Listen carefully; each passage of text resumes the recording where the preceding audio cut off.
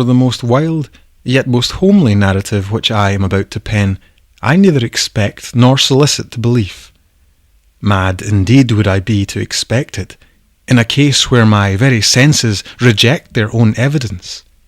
Yet mad am I not, and very surely do I not dream.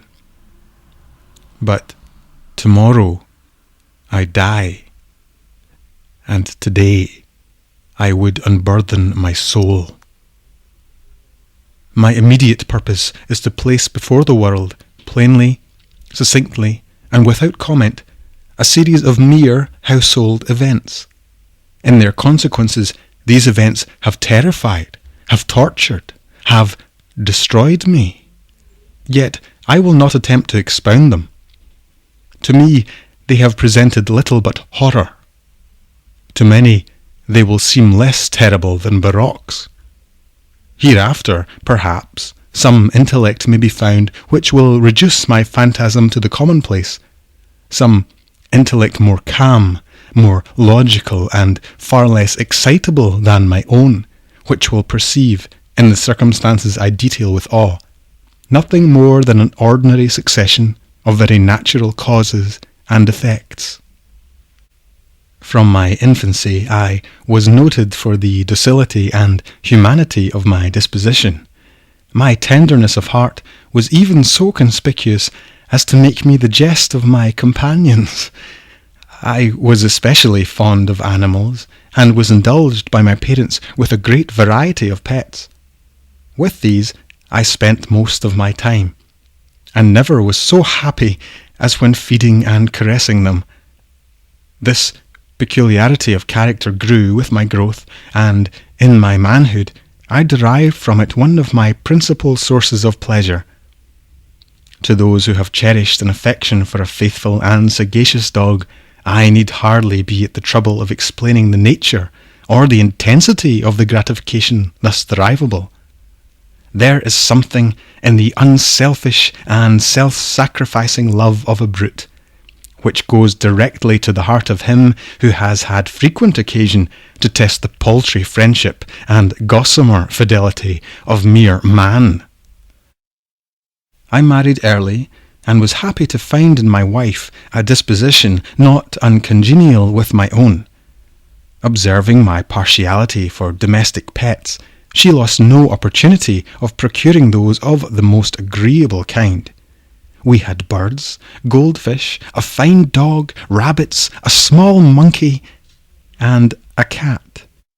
This latter was a remarkably large and beautiful animal, entirely black and sagacious to an astonishing degree. In speaking of his intelligence, my wife, who at heart was not a little tinctured with superstition, made frequent allusion to the ancient popular notion, which regarded all black cats as witches in disguise. Not that she was ever serious upon this point, and I mention the matter at all for no better reason than it happens just now to be remembered. Pluto, this was the cat's name, was my favourite pet and playmate. I alone fed him, and he attended me wherever I went about the house. It was even with difficulty that I could prevent him from following me through the streets. Our friendship lasted in this manner for several years, during which my general temperament and character, through the instrumentality of the fiend intemperance, had, I blush to confess it, experienced a radical alteration for the worse. I grew day by day more moody, more irritable, more regardless of the feelings of others. I suffered myself to use intemperate language to my wife. At length I even offered her personal violence. My pets, of course, were made to feel the change in my disposition. I not only neglected, but ill-used them. For Pluto, however, I still retained sufficient regard to restrain me from maltreating him, as I made no scruple of maltreating the rabbits, the monkey, or even the dog, when by accident or through affection they came in my way. but my disease grew upon me. For what disease is like alcohol? And at length even Pluto, who was now becoming old and consequently somewhat peevish, even Pluto began to experience the effects of my ill temper. One night, returning home, much intoxicated, from one of my haunts about town, I fancied that the cat avoided my presence. I seized him when, in his fright at my violence, he inflicted a slight wound upon my hand with his teeth. The fury of a demon instantly possessed me. I knew myself no longer. My original soul seemed at once to take its flight from my body, and a more than fiendish malevolence, gin-nurtured, thrilled every fibre of my frame. I took from my waistcoat pocket a penknife, opened it, grasped the poor beast by the throat, and deliberately cut one of its eyes from the socket. I blush. I burn. I shudder, while I pen the damnable atrocity. When reason returned with the morning, when I had slept off the fumes of the night's debauch, I experienced a sentiment half of horror, half of remorse for the crime of which I had been guilty. But it was, at best, a feeble and equivocal feeling, and the soul remained untouched. I again plunged into excess, and soon drowned in wine all memory of the deed. In the meantime, the cat slowly recovered. The socket of the lost eye presented, it is true, a frightful appearance, but he no longer appeared to suffer any pain. He went about the house as usual, but as might be expected, fled in extreme terror at my approach. I had so much of my old heart left as to be first grieved by this evident dislike on the part of a creature which had once so loved me. But this feeling soon gave place to irritation, and then came, as if to my final and irrevocable overthrow, the spirit of perverseness. Of this spirit philosophy takes no account, yet I am not more sure that my soul lives than I am that perverseness is one of the primitive impulses of the human heart, one of the indivisible primary faculties or sentiments which give direction to the character of man. Who has not 100 times found himself committing a vile or a silly action for no other reason than because he knows he should not? Have we not a perpetual inclination, in the teeth of our best judgment, to violate that which is law, merely because we understand it to be such? This spirit of perverseness, I say, came to my final overthrow. It was this unfathomable longing of the soul to vex itself, to offer violence to its own nature, to do wrong for the wrong's sake only, that urged me to continue and finally to consummate the injury I had inflicted upon the unoffending brute. One morning, in cool blood, I slipped a noose about its neck and hung it to the limb of a tree. Hung it with the tears streaming from my eyes and with the bitterest remorse at my heart.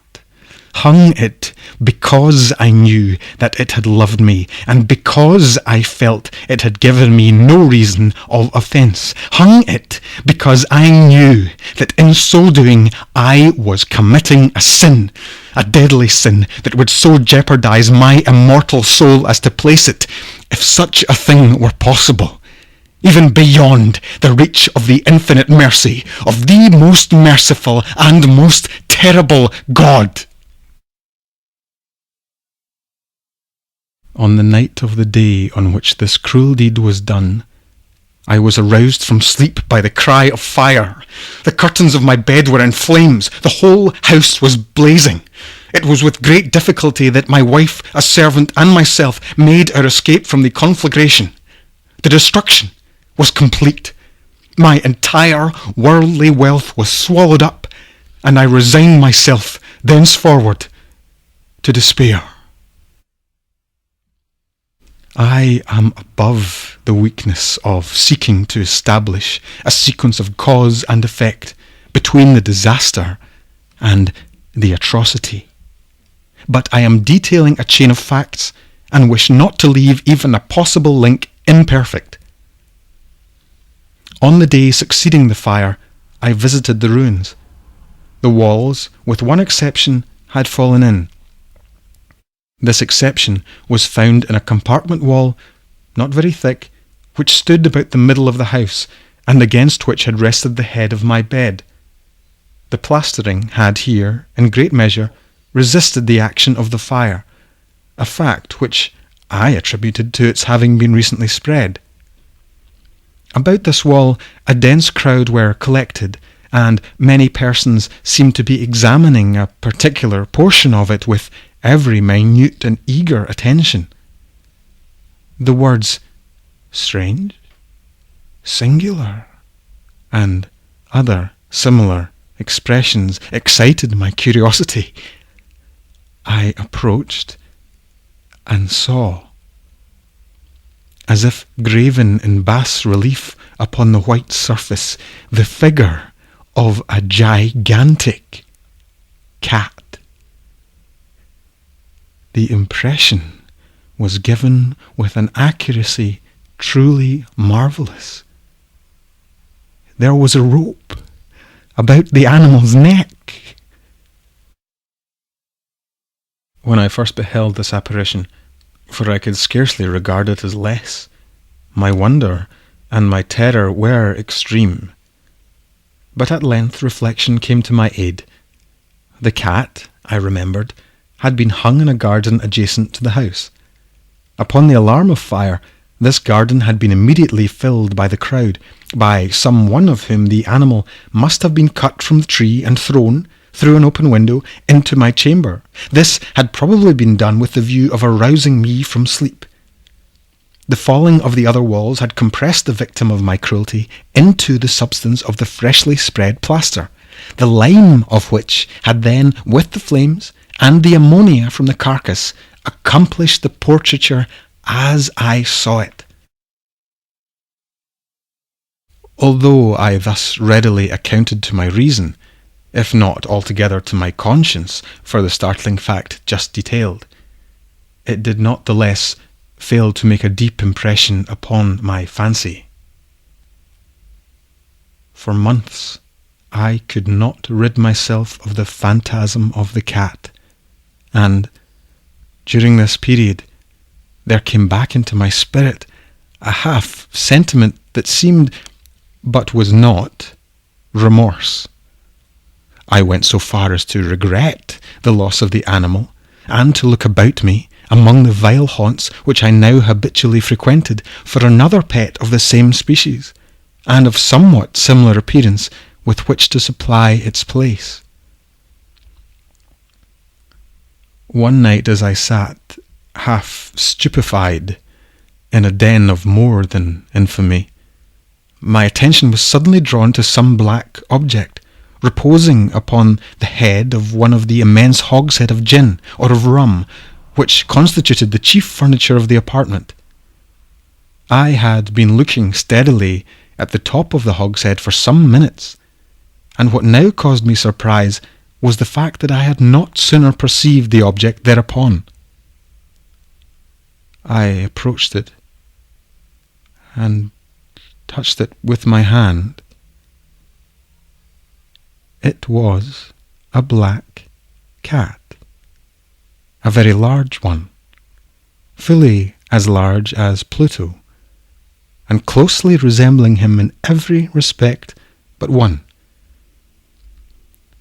Pluto had not a white hair upon any portion of his body, but this cat had a large, although indefinite splotch of white, covering nearly the whole region of the breast.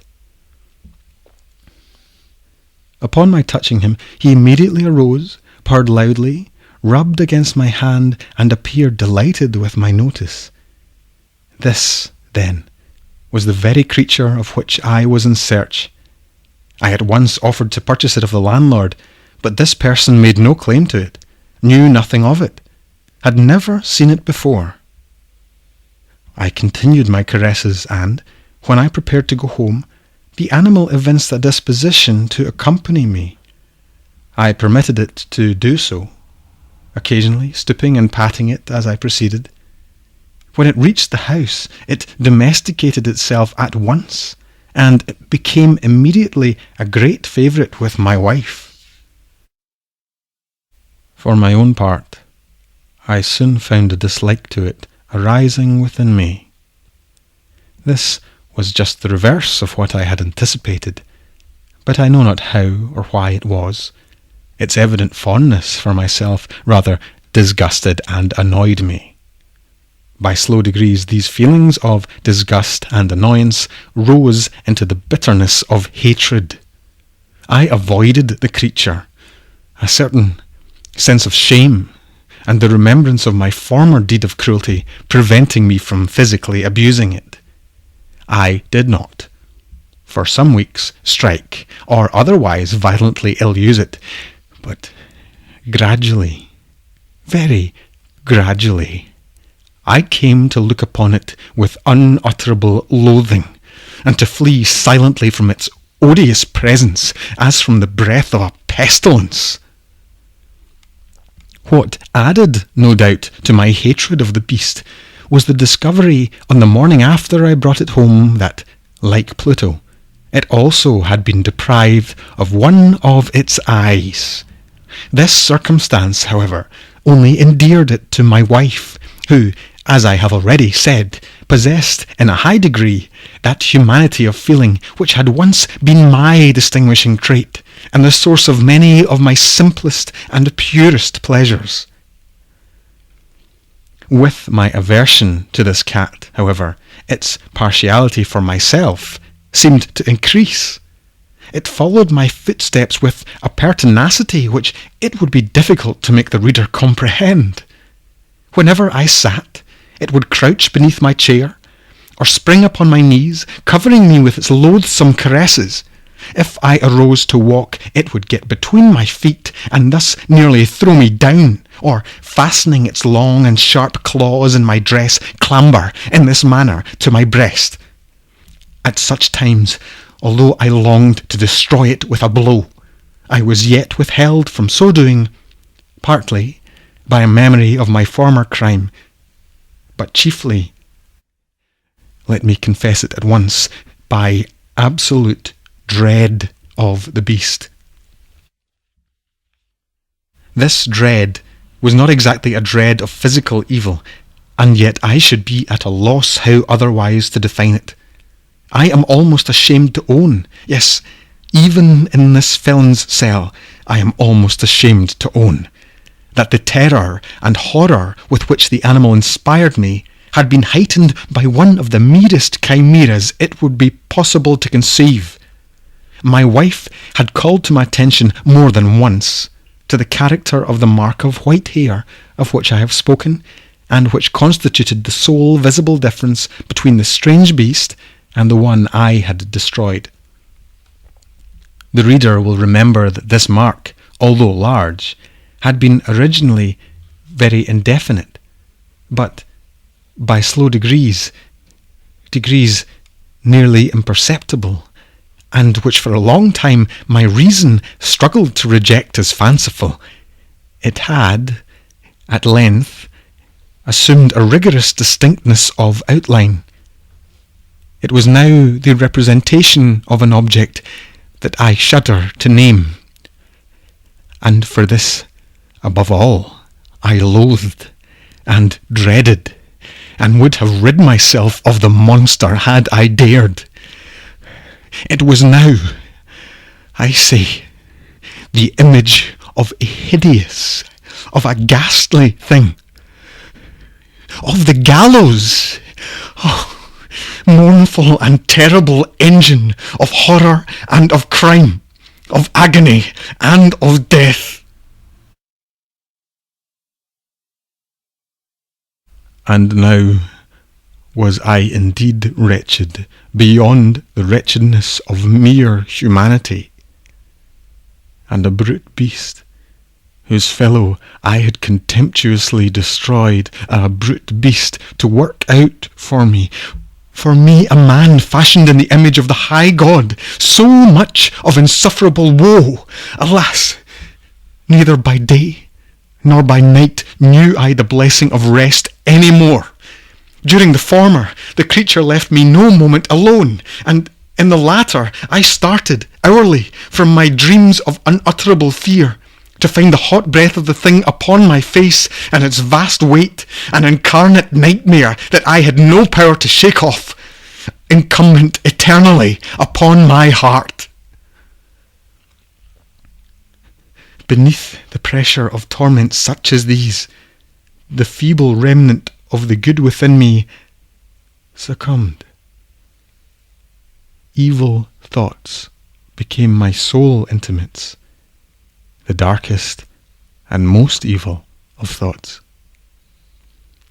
The moodiness of my usual temper increased to hatred of all things and of all mankind, while, from the sudden, frequent and ungovernable outbursts of a fury to which I now blindly abandoned myself, my uncomplaining wife, alas, was the most usual and the most patient of sufferers.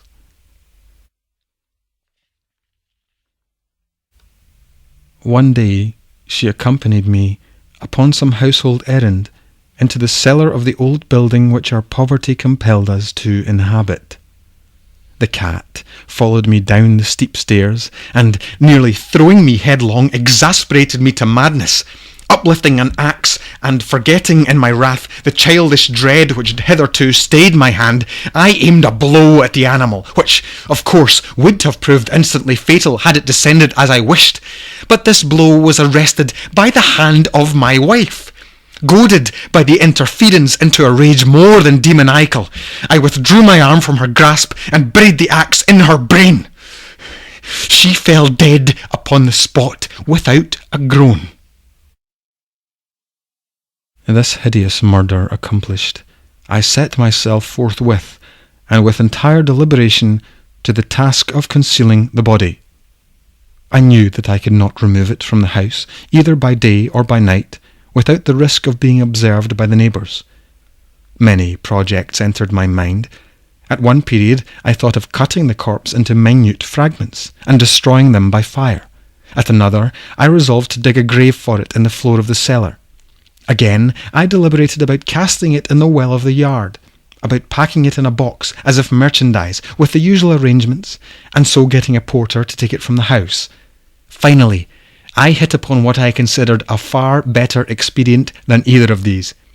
I determined to wall it up in the cellar, as the monks of the Middle Ages are recorded to have walled up their victims. For a purpose such as this, the cellar was well adapted. Its walls were loosely constructed, and had lately been plastered throughout with a rough plaster, which the dampness of the atmosphere had prevented from hardening. Moreover, in one of the walls was a projection caused by a false chimney or fireplace that had been filled up, and made to resemble the rest of the cellar. I made no doubt that I could readily displace the bricks at this point, insert the corpse, and wall the whole up as before, so that no eye could detect anything suspicious. And in this calculation, I was not deceived. By means of a crowbar, I easily dislodged the bricks, and, having carefully deposited the body against the inner wall, I propped it in that position, while, with little trouble, I relaid the whole structure as it originally stood. Having procured mortar, sand, and hair, with every possible precaution, I prepared a plaster which could not be distinguished from the old, and with this I very carefully went over the new brickwork. When I had finished, I felt satisfied that all was right. The wall did not present the slightest appearance of having been disturbed. The rubbish on the floor was picked up with the minutest care. I looked around triumphantly and said to myself, "Here at least, then, my labour has not been in vain." My next step was to look for the beast which had been the cause of so much wretchedness, for I had, at length, firmly resolved to put it to death. Had I been able to meet with it at the moment, there could have been no doubt of its fate. But it appeared that the crafty animal had been alarmed at the violence of my previous anger, and forbore to present itself in my present mood. It is impossible to describe or to imagine the deep, the blissful sense of relief which the absence of the detested creature occasioned in my bosom. It did not make its appearance during the night, and thus, for one night at least, since its introduction into the house, I soundly and tranquilly slept. I slept, even with the burden of murder upon my soul. The second and the third day passed, and still my tormentor came not. Once again I breathed as a free man. The monster, in terror, had fled the premises forever. I should behold it no more. My happiness was supreme. The guilt of my dark deed disturbed me but little. Some few inquiries had been made, but these had been readily answered. Even a search had been instituted, but of course nothing was to be discovered. I looked upon my future felicity as secured. Upon the fourth day of the assassination, a party of the police came, very unexpectedly, into the house and proceeded again to make rigorous investigation of the premises. Secure, however, in the inscrutability of my place of concealment, I felt no embarrassment whatever. The officers bade me accompany them in their search. They left no nook or corner unexplored. At length, for the third or fourth time, they descended into the cellar.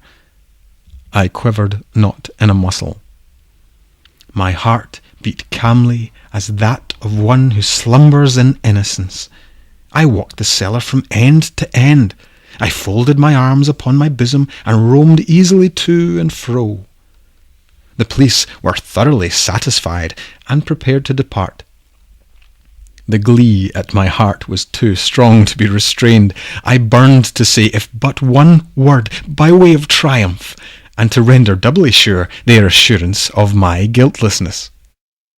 "Gentlemen," I said at last as the party ascended the steps, "I delight to have allayed your suspicions. I wish you all health and a little more courtesy.